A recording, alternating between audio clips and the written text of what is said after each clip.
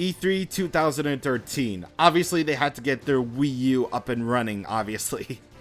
And lo and behold, the very last thing they announced in that E3 2013 Direct was the next installment of Super Smash Bros. As I mentioned before, and as I clearly have a series on Smash 4 replays, I love Super Smash Bros. 4. It's one of my favorite games of all time. It's excellent not only as a fighting game, but as a video game in general. I really couldn't wait for the fourth one to be coming out, with all the hype surrounding it, with all sorts of character trailers and new information every weekday on the Miiverse. It was a religion. So obviously, if you hadn't taken a look at the video title yet, we're going to be taking a look at a certain character in Smash Bros. That's related to Xenoblade in a way, so it was pretty much inevitable that I were to make this video. But of course, this was something that I wanted to do ever since part 43 of Xenoblade Chronicles, so it's been in the works for a while.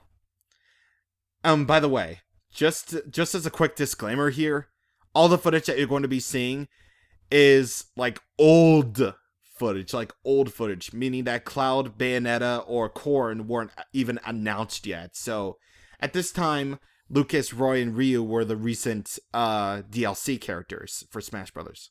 So obviously, we're going to take a look at this guy in Super Smash Bros. And I'm not going to do so alone, as I have my fellow friend Jenny Spade with me. Hi! So, ever since the reveal of Super Smash Bros. 4, so many people have been requesting plenty of characters to join the roster. Most of them pretty much on Miiverse, with great requests, obviously. But that's not really what I was trying to get at here. People have been wanting Shulk for Smash Bros. Ever since, the formal announcement of that trailer that was released on a weekday. But then when it turned out that Robin, Lucina, and Falcon got revealed on the same trailer, expectations started to dwindle like, aw man, Monado Monday failed, aw.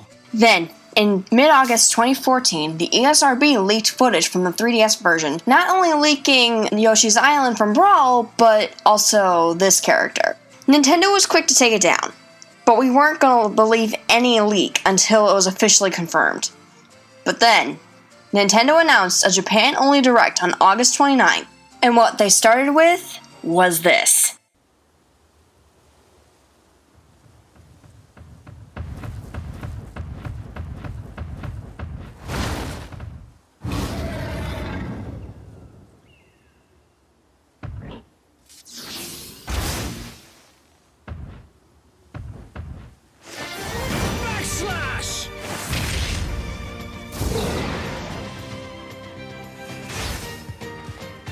I'm really feeling it!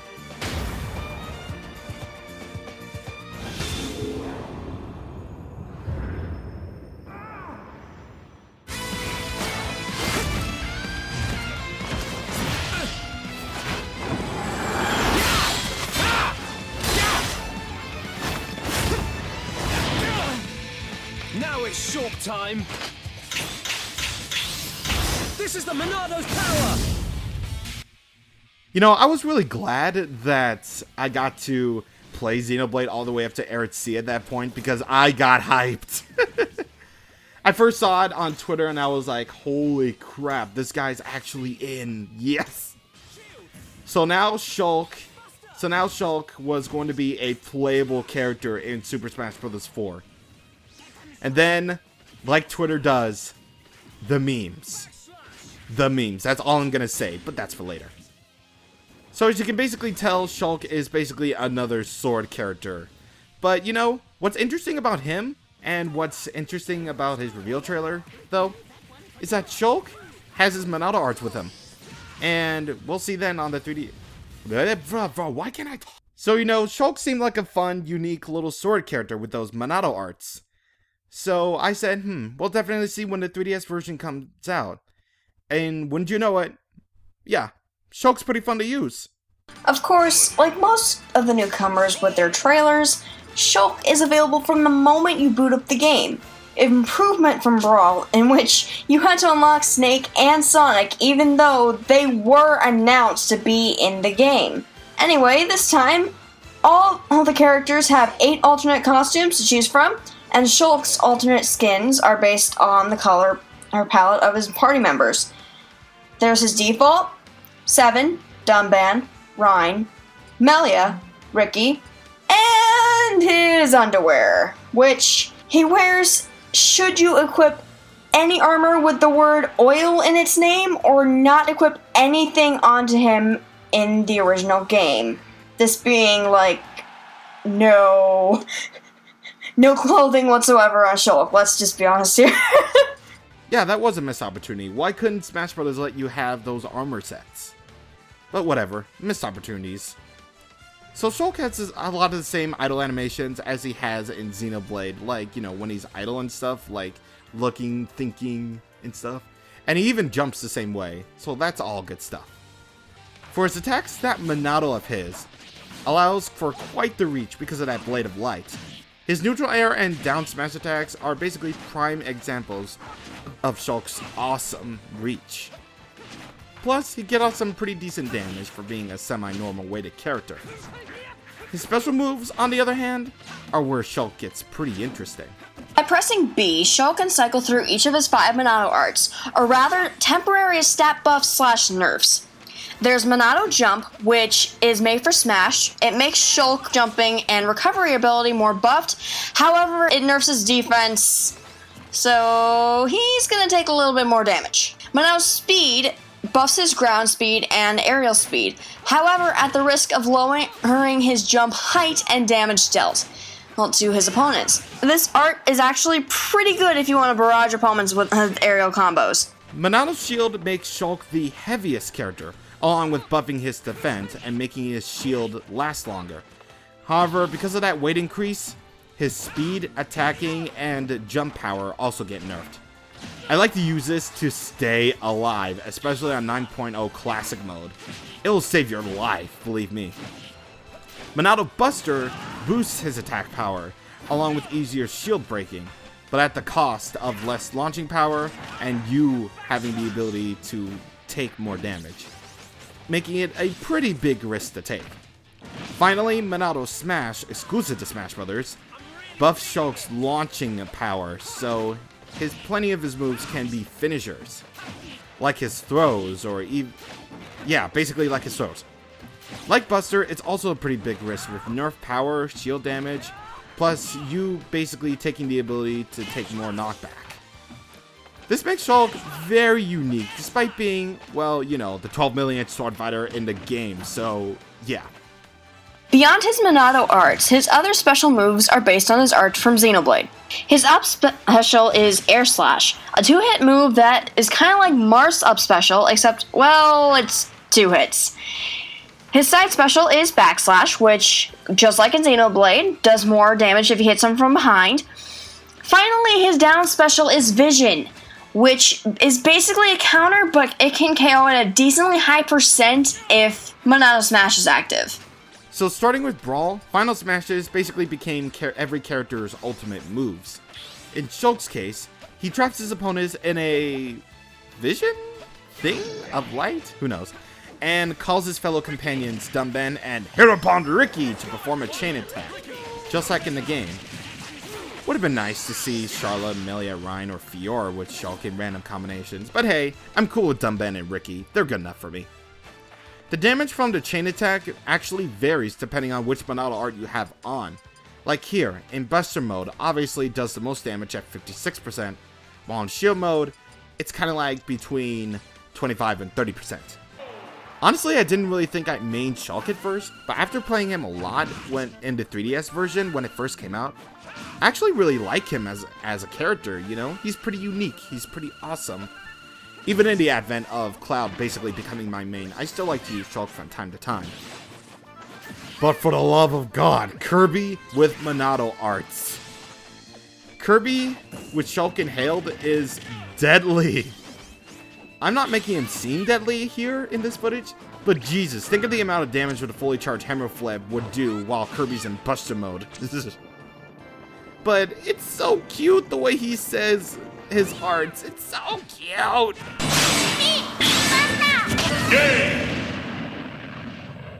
You really gotta thank Kirby's voice actress. It's so good. But now, the taunts. They're based on some battle quotes from the game. Shulk's up taunt is... Now it's Shulk time. Anyway, the down taunt is...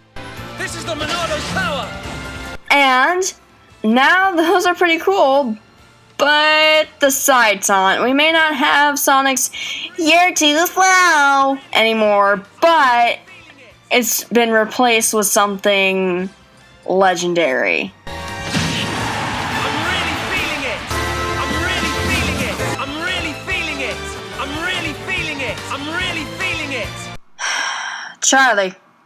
Charlie.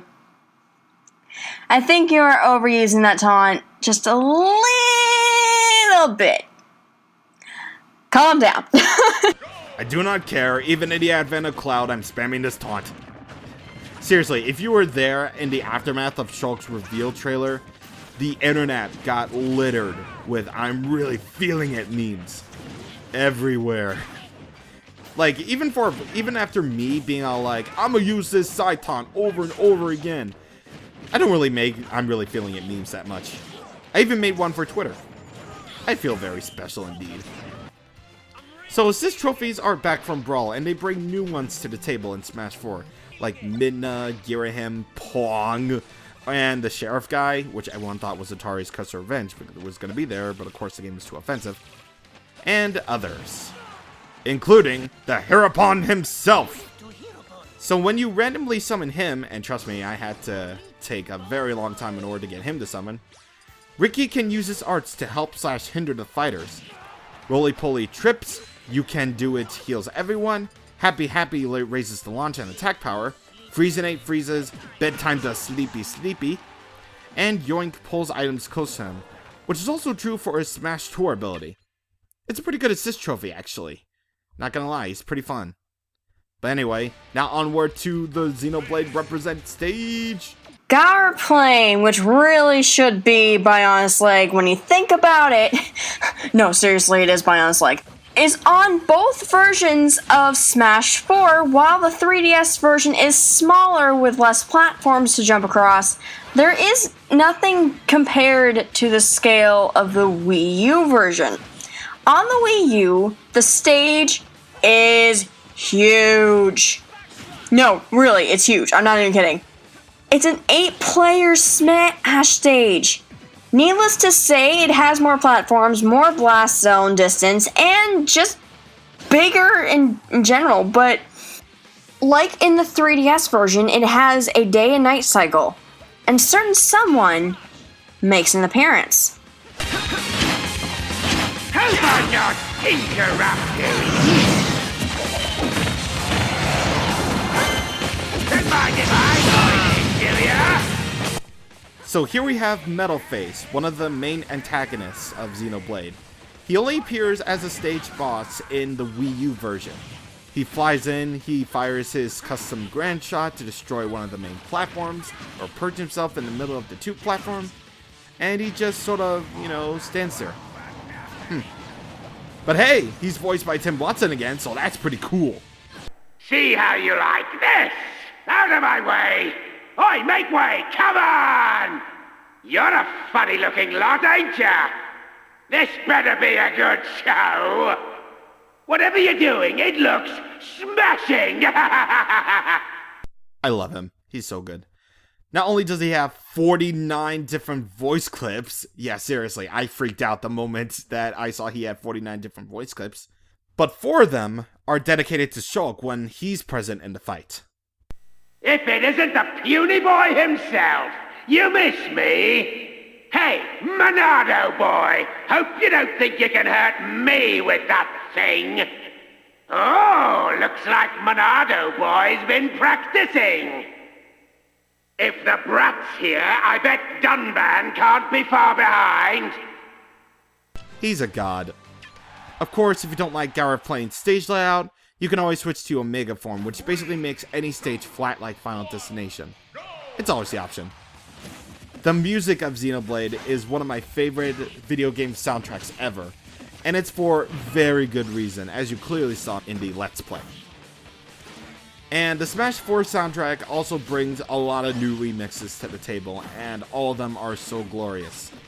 And some of them are even done by some of Xenoblade's, composers, like the Sparkman remix being done by Ace Plus, Route 10's music being done by Yoko Shinomura, and so on and so forth. And thankfully, Xenoblade Chronicles is represented very well in terms of the soundtrack. There's even a new remix called Xenoblade Chronicles Medley, done by Ace Plus themselves.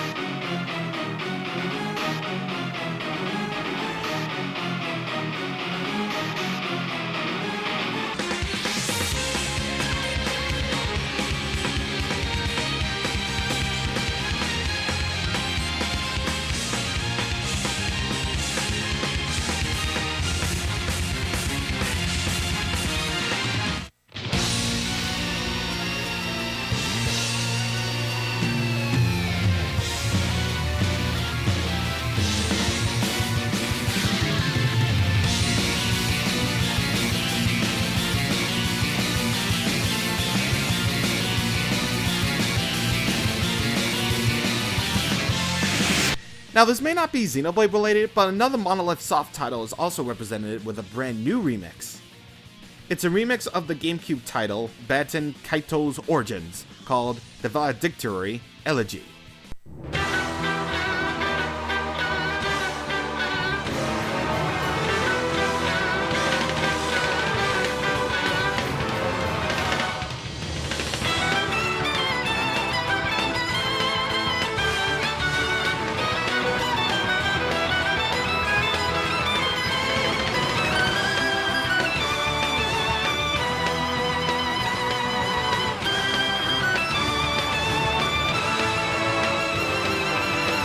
Even though the song is cool, only Xenoblade is allowed in my Gaara playing stage.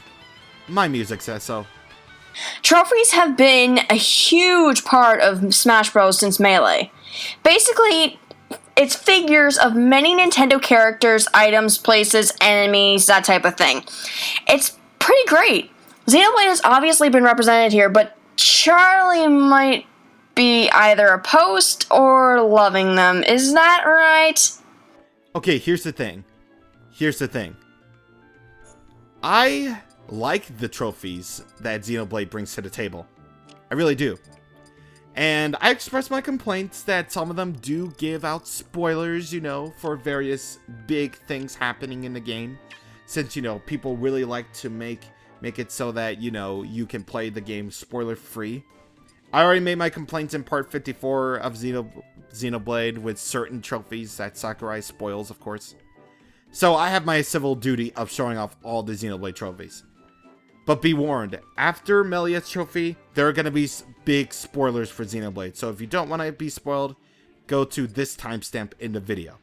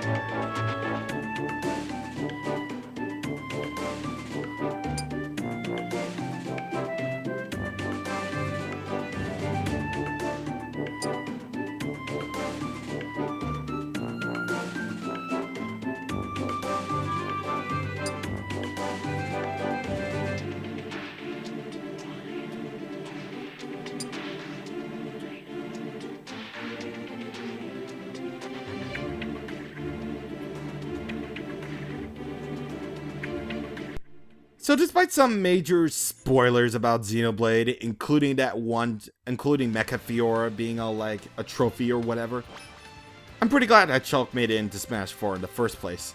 He's another awesome addition to a stellar roster of Nintendo stars, and it's giving the Xenoblade games a lot more attention. Aside from the new 3DS port, the Xenoblade Chronicles Wii U eShop release, and of course Xenoblade Chronicles X, which I really love on the Wii U.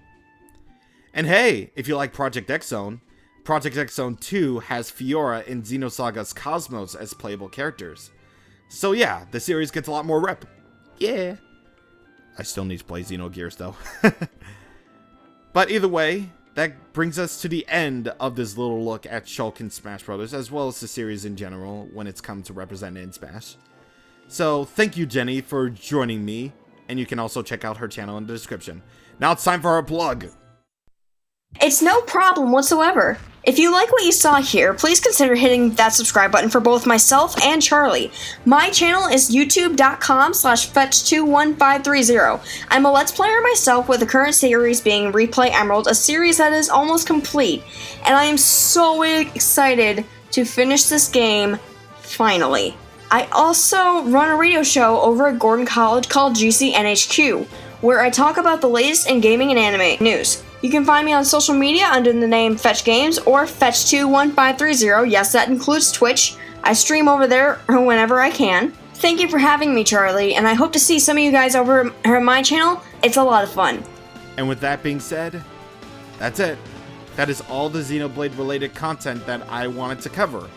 At the very least until 5 years later, when Xenoblade Chronicles X eventually rears into my head and say, hey, I'm 100% this game, because why not? So it's been a hell of a time doing this, and yeah, it's been a hell of a time. And I hope you all enjoyed it. So thank you guys so much for watching all these Xenoblade bonus videos, and have yourselves a awesome day. See you guys later. I don't think I've seen that guy around. That's Shulk. He's 18 years old and clocks in at 5 feet 6 inches. That's a pretty fancy sword he's got. That's the Minato, the sword that defeated the Mechonis. Makes us look like a bunch of jokers. I'm really The feeling Minato it. can change Shulk's strengths and weaknesses. For example, it might increase his jumping ability while decreasing his defense. So for every strength he gains, he also gains a weakness. Yes, and Shulk can KO opponents easier when they've sustained more damage. But if you know his weakness, he's not too difficult to deal with. Let's not lose our heads, though.